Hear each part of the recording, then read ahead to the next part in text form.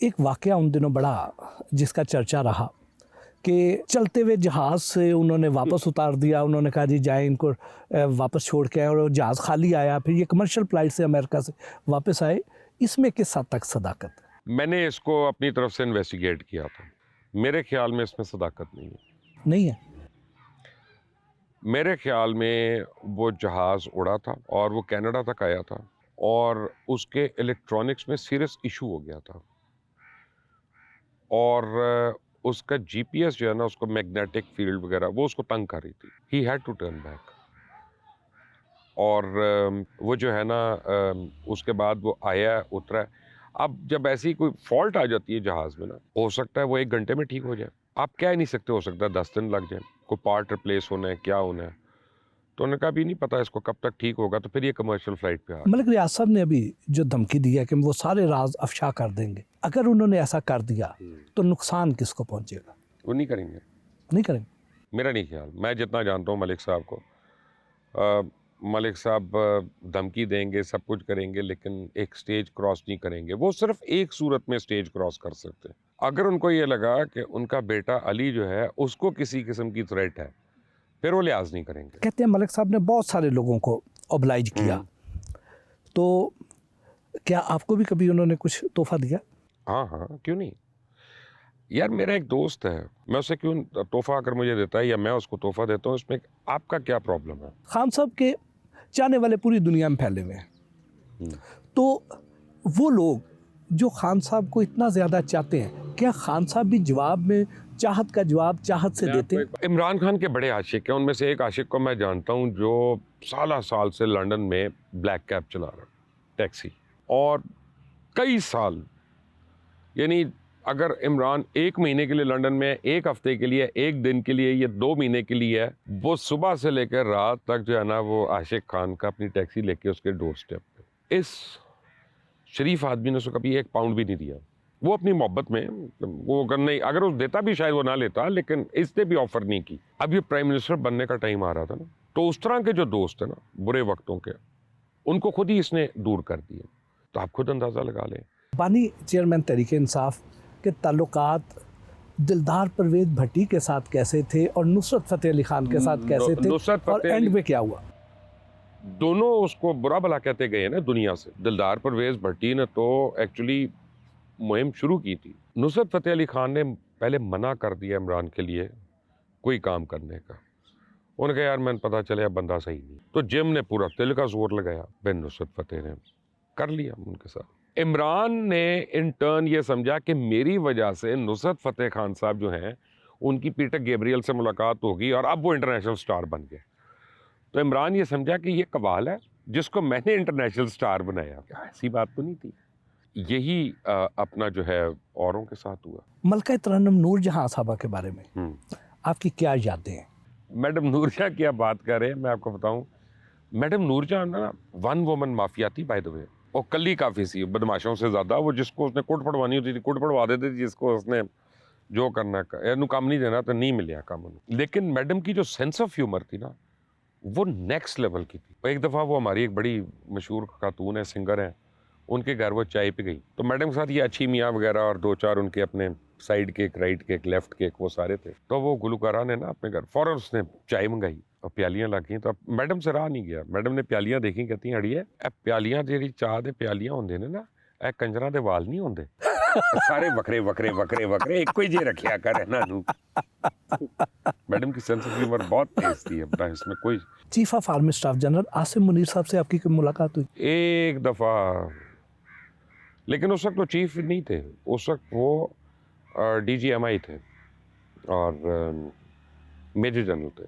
हरीम शाह को आपने जहाज़ की सैर क्यों करवाई, वो कैसे आपके पास आई? हरीम शाह को मेरे ऊपर प्लांट किया था बुजदार ने, और बुशरा बेगम की वो उस सर्कस में थी जिसमें वो एक्ट्रेसें होती थी, और क्योंकि मैं बुजदार को रगड़ा मारा था, उसने मुझे डिफेम करना था उस वक्त। तो मैंने तो नहीं एंट्री, मैं तो उसका भी ज़िंदगी में मिला भी नहीं, शुक्र है अल्लाह का, वरना आप 100 लोगों को मिलते हैं, एक तस्वीर भी होती एज अ फ़ैन तो बढ़ गए थे। तो आप एयरपोर्ट आ रहे हैं, आप सिक्योरिटी चेक्स के ऊपर आ रहे हैं, आप जहाज़ के अंदर बैठ रहे हैं, एयरपोर्ट की सिक्योरिटी है, एएसएफ, आप खुद करके देख लें। तो वो उसी वक्त कर सकते हैं ना जब आप फ्लैग स्टाफ गाड़ी में आ रहे होते हैं। उसको फयाजुल हसन चौहान की गाड़ी आई थी, उस वक्त वो उस्तर था, उसने बुजदार को कहा मैं इन्हू सदा करना देखना सर, क्योंकि उसका ख्याल था पता नहीं मैं नहीं रहना यहाँ पे। तो वो उन्होंने किया, और उसका सबसे बड़ा प्रूफ यह है कि 2 साल में 3 थानेदार चेंज हुए जिनको मैंने कहा था पर्चा काटना है, चोरी का भी और एंट्रेंस का भी, और साइबर क्राइम FIA की भी यहाँ पे है, आप देख लें। उधर भी मैंने कंप्लेंट्स की हुई कि ये मैसेजेस आए हैं और ये थ्रेट्स हैं, या ये उनके वीलॉग्स आए हैं जो एक प्रूफ है कि उन्होंने ये किया, वो भी खारिज हो गया। क्योंकि उस वक्त का वज़ीर आज़म, उस वक्त का वज़ीर आला, उस वक्त की सारी इंतज़ामिया जो है उनको बचा रही थी। और जैसी ही उसकी हुकूमत गई है, 2 दफ़ा तो आपको अल्ताफ़ हुसैन के साथ नजर आई है, अब कहाँ हैं, कहाँ हैं? गुमनाम। तो ये 2 नंबर औरतें जो होती हैं ना, शॉर्ट लिव्ड होती हैं। अब थोड़े हल्के फुल्के सवाल हो जाए, खाने में क्या पसंद है? मुझे एक्चुअली पाकिस्तानी फूड पसंद है। मेरे घर में जब कुछ ना समझ आ रही हो ना, तो आलू गोश्त बना लेते हैं, उनको पता है वो मैं खाऊंगा। आलू गोश्त और मूंग की दाल, ये एक साथ कॉम्बिनेशन हो तो मैं हाथ नहीं लगाता किसी और चीज़। इसी तरह मटर कीमा या आलू कीमा, फिर मुझे सब्जियां अच्छी लगती हैं, दालें भी। आपके ख्याल में मोहब्बत क्या है? मोहब्बत जो है एक इंतहाई ओवररेटेड और underrated at the same time emotion है। जिंदगी में कितनी बार सच्ची मोहब्बत हुई? हर बार ही होती है। जितनी बार भी हुई है सच्ची हुई है, झूठी कदे नहीं की। दिल कितनी बार टूटा? 2 बारी। भाभी को पता है? मैं मुकर जाऊंगा। आप तो खुद बहुत अच्छा गाना गा लेते हैं, लेकिन आप किसे पसंद करते हैं म्यूजिक? बड़े गुलाम अली खान है, या रोशन आरा बेगम है, या जो है हुसैन बख्श गुलू हैं आजकल आप हमारे ज़िंदगी में। ये बहुत बड़े बड़े लोग हैं।